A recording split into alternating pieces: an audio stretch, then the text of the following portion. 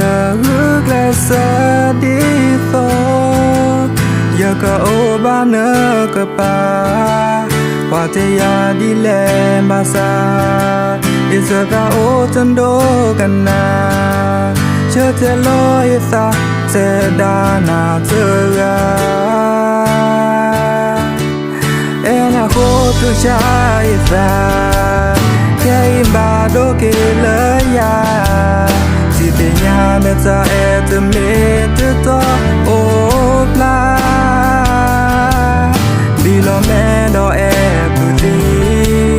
từ số một ta nó từ mi phố qua đi tôi ai cầm mà lên đi ô po đi ngõ ngà đi rất lư ta khi qua lo nè ya li yo po đi ngõ ngà đi từ chỗ một ta lỡ cho đi giờ ta phố chụp lấy mà ghé đi lẹ ta cứ lỡ hết cốp lô lỡ yo po đi ngõ ngà đi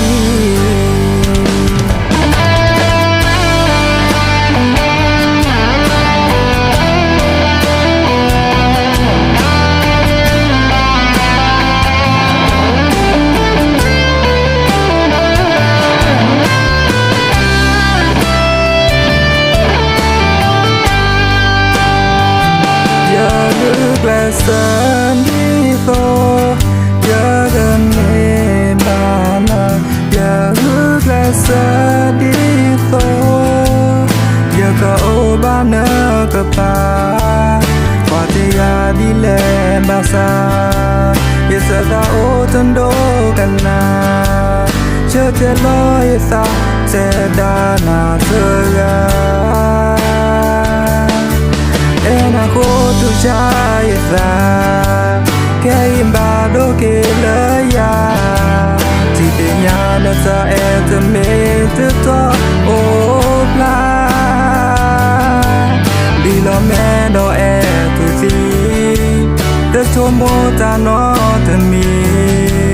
phố qua đi rồi ai cầm mà lên ly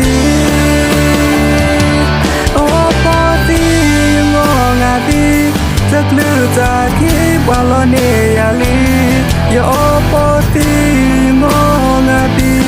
từ chỗ mô ta lỡ cho đi giờ ta po chụp lấy mà ghé đi lẹ ta cứ